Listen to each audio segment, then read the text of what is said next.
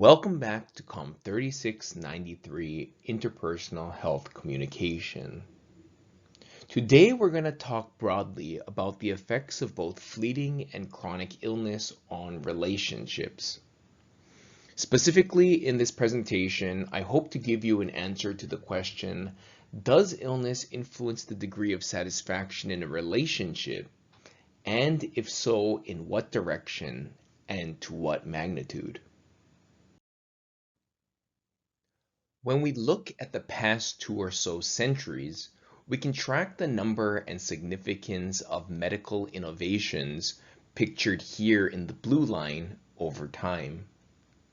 Innovations and advancements like vaccines, anesthetics, medical imaging, antibiotics, organ transplants, antiviral drugs, and stem cell therapy occurred since the late 1700s. Concomitantly, the human lifespan expectancy, pictured here in red, has risen in a very similar pattern. Why do I bring this up? It's because as longevity increases, so too does the likelihood of people living with one or more chronic medical conditions in their lifetime. In fact, according to the Center for Disease Control and Prevention, 6 in 10 adults in the US are currently living with a chronic disease, and 4 out of 10 Americans have 2 or more chronic conditions. During the lifespan, individuals, romantic partners, and family members must carefully navigate the physical, emotional, and financial traumas related to health difficulties. Couples in particular who don't communicate about their medical conditions effectively can experience relational discord or adjustment problems that result in turbulence and disharmony in the relationship, role strain or stress each individual feels when they cannot meet the demands of their relational roles, sexual dysfunction or an inability to achieve or maintain physical intimacy in the partnership, and situational stress, which, as we know, can affect our mental health. There exists a symbiotic relationship between healthy relationship functioning and overall health that should be acknowledged. Healthy relationships can serve as an important factor in good health. Healthy relationships can provide warmth and support, among other things. This is why numerous studies have consistently found that being married is associated with increased longevity and chances of survival at the onset of a chronic illness. Why? Couples often attempt to relieve the stress created by the illness in a relationship, a process we refer to as dyadic coping. Dyadic coping revolves around both partners who are mutually involved in the stress coping process, providing and receiving support from each other, and engaging in joint problem-solving activities and shared emotional regulation. It's characterized as both partners acting as a unit against the injury or illness. But being married alone doesn't explain the whole picture. It's not just being in a marriage that will automatically improve your health. You have to take into consideration the quality of that relationship. Dysfunctional or maladaptive relationships can work in exactly the opposite direction. Poor quality relationships can usher in chronic social stress, which disrupts the coping with disease process.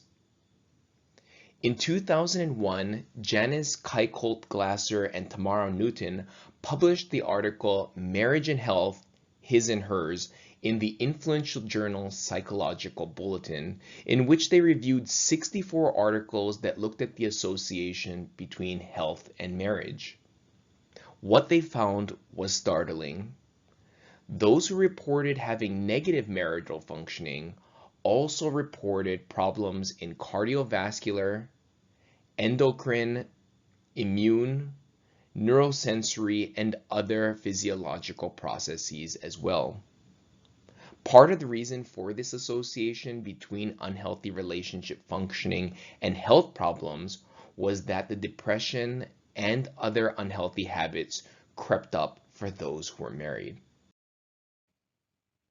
So, with all this information about how one's interpersonal relationships play a significant role in the illness process, the natural question you might ask yourself is, what are some factors that might affect the connection between interpersonal relationships and illness recovery?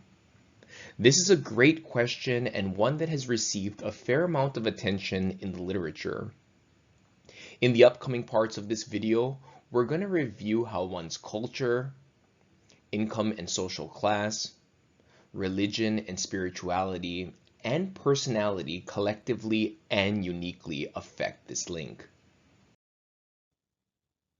As you're probably aware if you've ever taken an intercultural communication class, culture is often defined as the knowledge, belief systems, customs, and habits a group of people share. Often when we think of the term culture, we defer to race or ethnicity, but even organizations and clubs can have a cultural orientation. Harry Triandis and Gert Hofstede, among other intercultural communication scholars, have long talked about nation-level differences in the cultural orientation of their members. They categorized countries by the extent to which they were individualistic or collectivistic. Western countries like the United States, Australia, the United Kingdom, the Netherlands, and New Zealand all have high individualism scores, whereas Japan, China, Brazil, India, and Indonesia reflect higher collectivistic orientations. What does it mean to belong to individualistic or collectivistic orientations?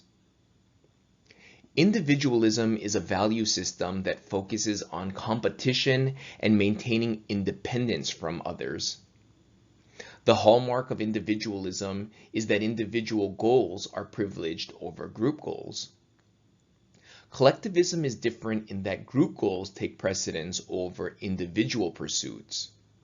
In collectivistic cultures, group harmony and cohesion are paramount. So you may be asking yourself, what do cultural orientations have to do with interpersonal health communication? Well, H. Russell Seawright and Jennifer Gafford, in the article Cultural Diversity at the End of Life, Issues and Guidelines for Family Physicians, published in 2005, suggested that cultural orientations influence how and to whom negative information should be disseminated, who gets to decide how family members are medically treated, and the direction of influence in end-of-life care decisions. For individualists, medical information is to be kept strictly confidential. In the United States, the Health Insurance Portability and Accountability Act, or HIPAA, provides broad rights over one's health information and sets rules on who can have access to your health information. In many Asian and Hispanic cultures, relatives are expected to receive all information about their kin. In individualistic cultures, Relatives can be recognized as the chief decision maker or have durable power of attorney in cases where you are not able to make important medical decisions for yourself. In collectivistic cultures, relatives can make important life decisions regardless of whether you are capable of making those decisions or not.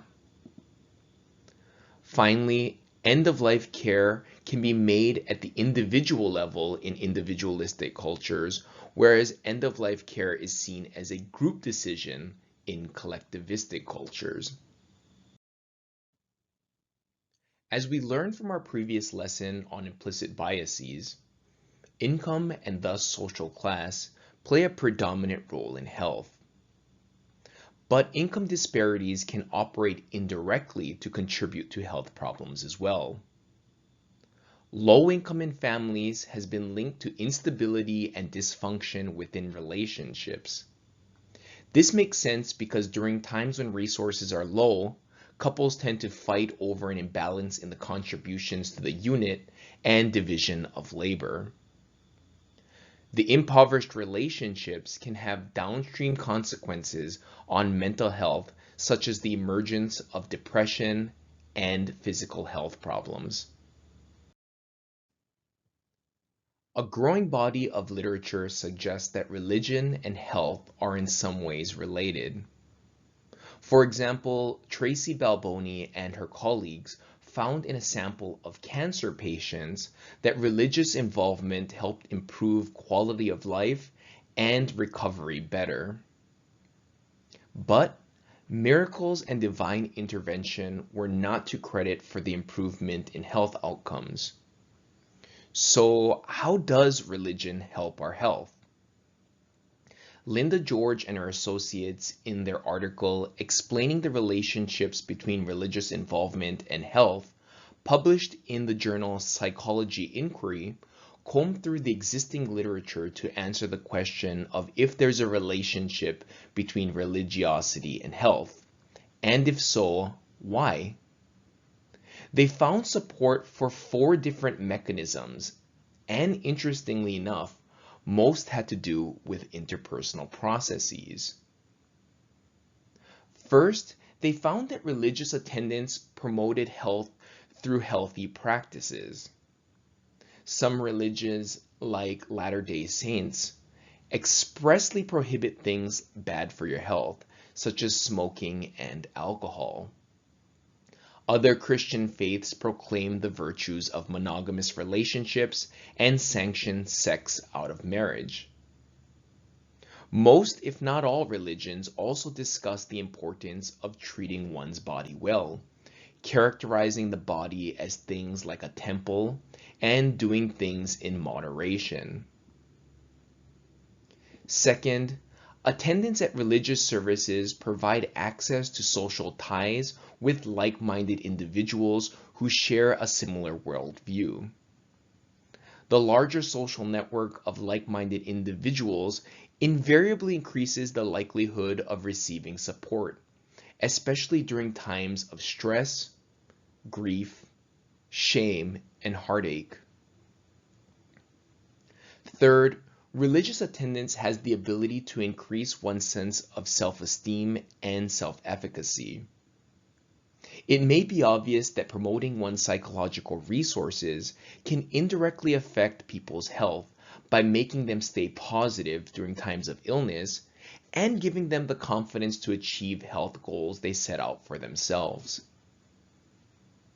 Finally, religion offers a sense of coherence and purpose, which serves as resistance resources that permit individuals to experience stress as less threatening.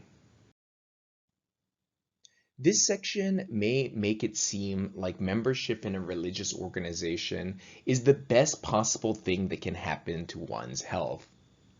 But an important note of caution needs to be made here. There is some evidence to suggest that religious participation can actually be harmful, not helpful towards one's health. For example, religions like Jehovah's Witnesses prohibit certain medical practices like allogenic blood transfusions.